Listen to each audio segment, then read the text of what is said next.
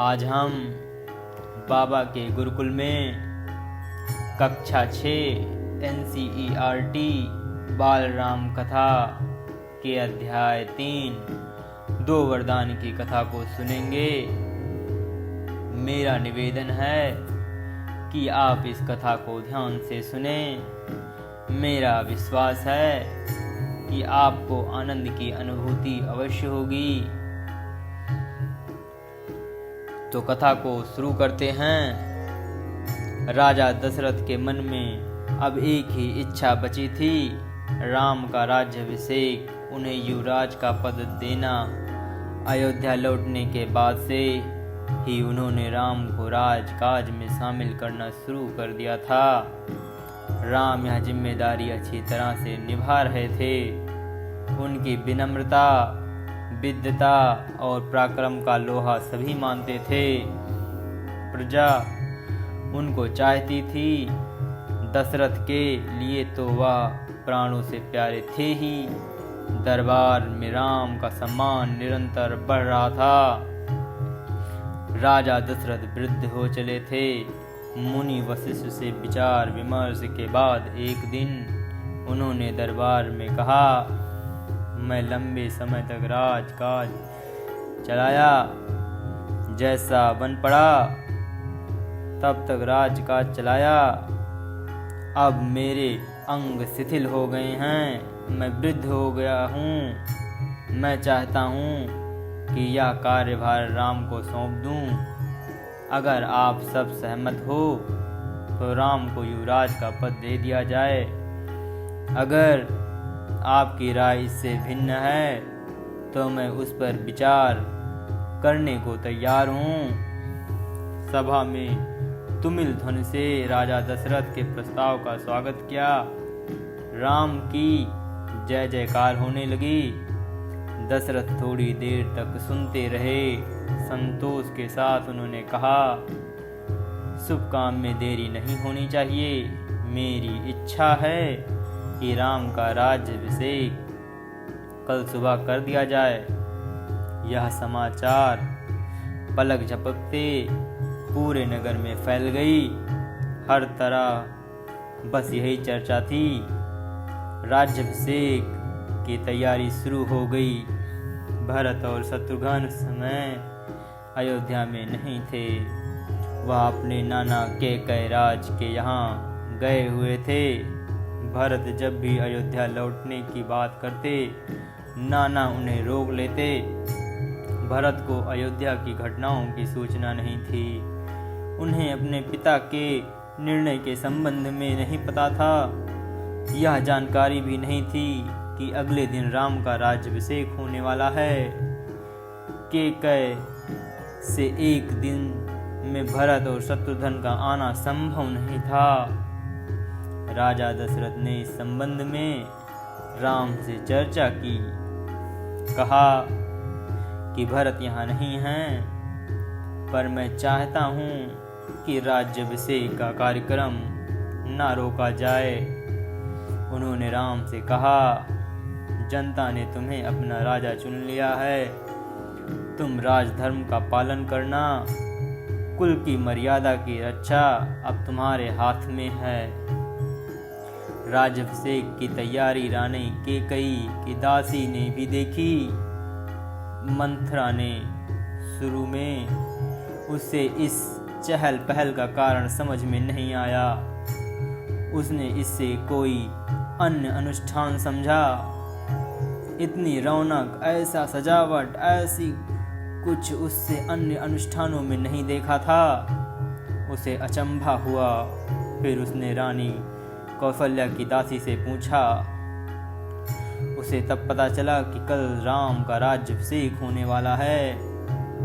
यह उत्सव उसी के लिए है। मंथरा जल भुन गई।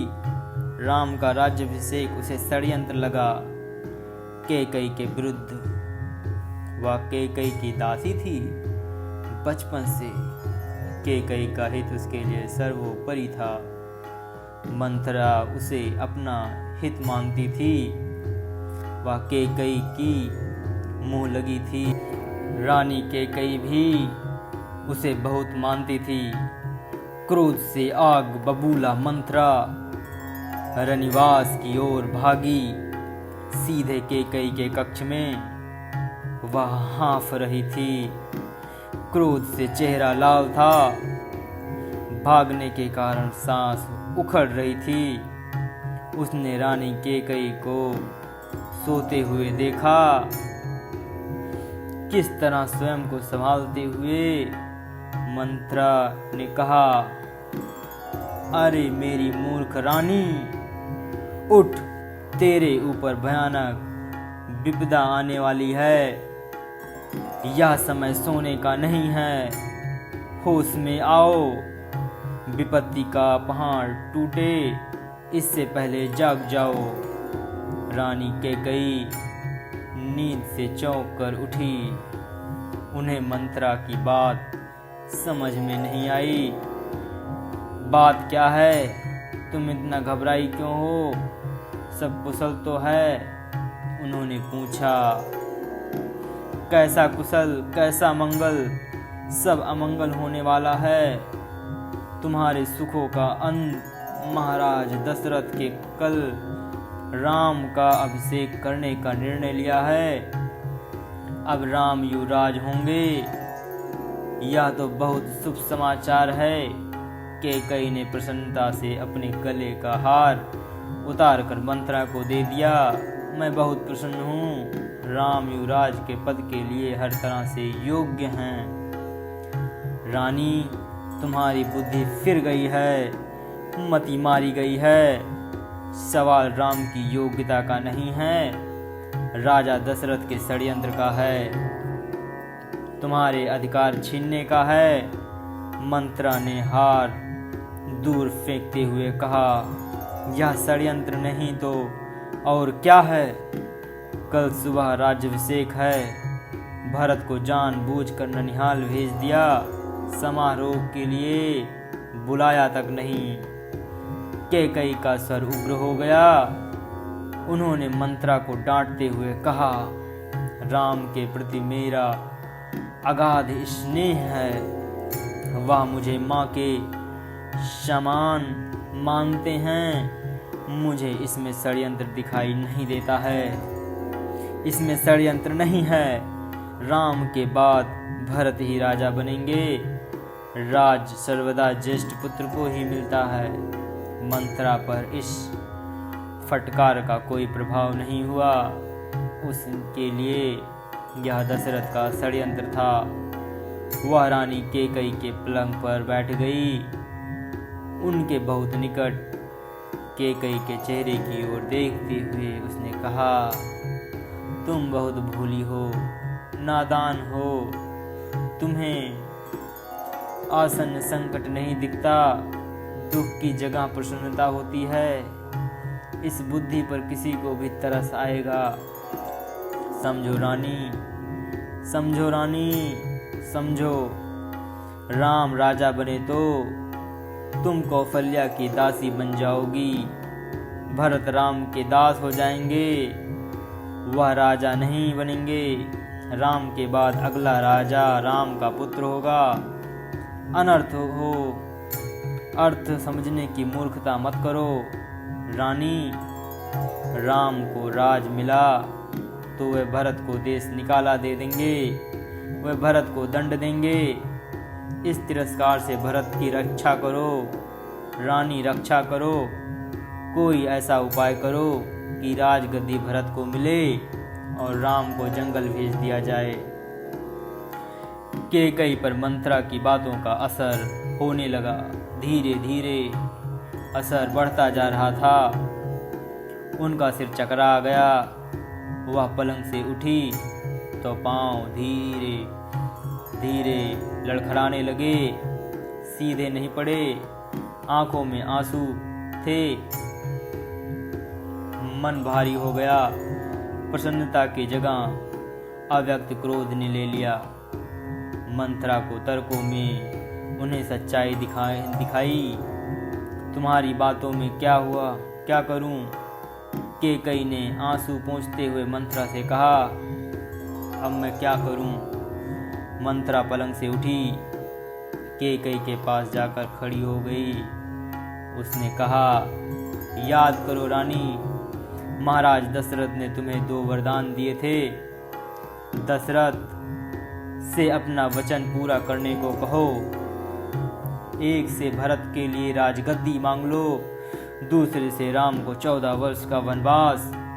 कैकेयी का चेहरा तमतमाया हुआ था। उन्होंने मंत्रा की बात ठीक लगी। उनके मन में एक प्रश्न अब भी था, यह बात दशरथ से कैसे कहें? उन्हें रनिवास बुलवाएं या प्रतीक्षा करें? मंत्रा ने कैकेयी के मन की बात भांप ली। उसने कहा, तुम मैले कपड़े पहनकर कोप भवन में चली जाओ। महाराज दशरथ आए तो उनकी ओर मत देखना, बात मत करना। तुम उनकी प्रिय रानी हो, तुम्हारा दुख देख नहीं पाएंगे।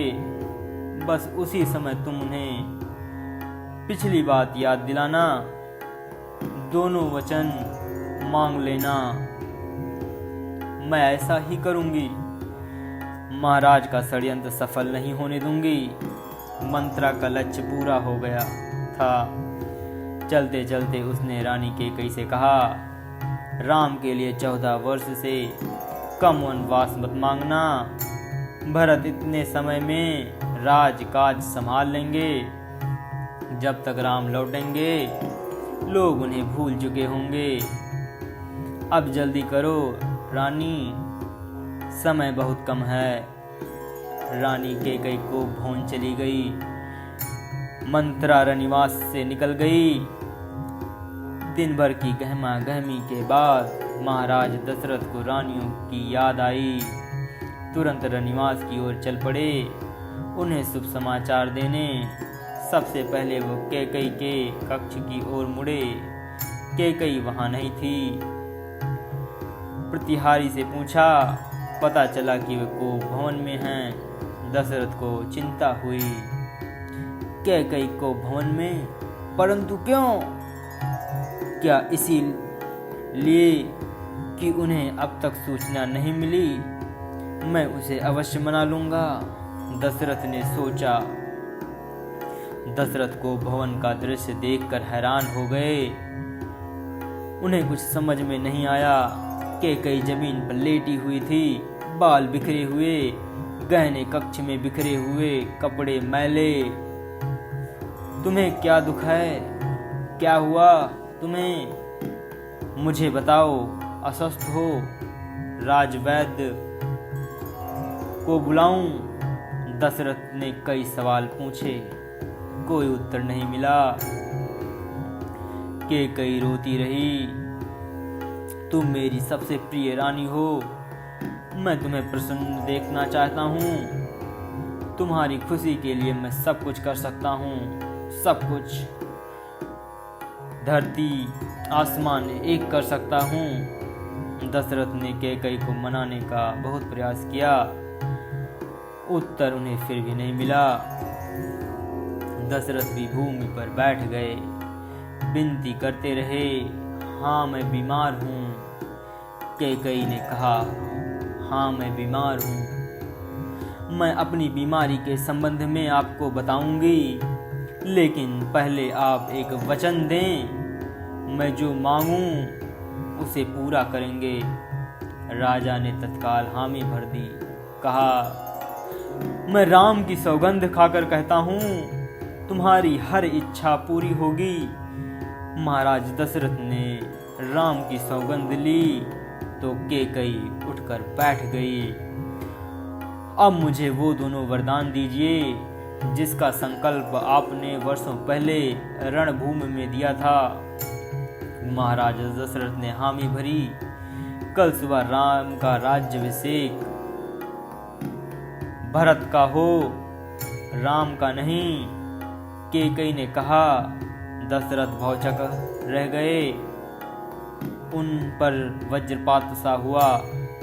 थोड़ा रुककर कैकेयी बोली, राम को 14 वर्ष का वनवास हो। दशरथ का चेहरा सफेद पड़ गया, अवाक रह गए, सिर चकराने लगा। मूर्छित होकर गिर पड़े। कुछ देर में राजा को होश आया, कैकेयी की ओर देखा, बड़े कातर भाव से बोले, यह तुम क्या कह रही हो प्रिये, यह तुम क्या कह रही हो? मुझे विश्वास नहीं होता कि मैंने सही सुना है। कैकेयी अड़ी रही। दशरथ कैकेयी की मांग को अस्वीकार करते रहे, अनर्थ बताते रहे। तब कैकेयी ने अंतिम हथियार चलाया। अपने वचन से पीछे हटना रघुकुल का अनादर है। आप चाहें तो ऐसा कर सकते हैं, पर आप दुनिया को मुंह दिखाने के योग्य नहीं रहेंगे। रही मेरी बात, आप वरदान नहीं देंगे तो मैं विष पीकर आत्महत्या कर लूंगी। यह कलंक आपके माथे होगा। राजा दशरथ यह सुन नहीं सके, दोबारा बेहोश हो गए। रात भर बेसुध पड़े रहे। बीच बीच में होश आता, वह कैकेयी को समझाते, गिड़गिड़ाते, धमकाते, डराते, पर कैकेयी टस से मस नहीं हुई। सारी रात बस इसी तरह बीत गई। अगर आपने कथा को ध्यान से सुनी है तो बताइए, राम के लिए 14 वर्ष का वनवास कैकेयी ने क्यों मांगा? कमेंट बॉक्स में अपना उत्तर दीजिए। राम को वनगमन की कथा हम अगले वीडियो में सुनेंगे। यहाँ तक कथा सुनने के लिए आप सभी का बहुत बहुत धन्यवाद।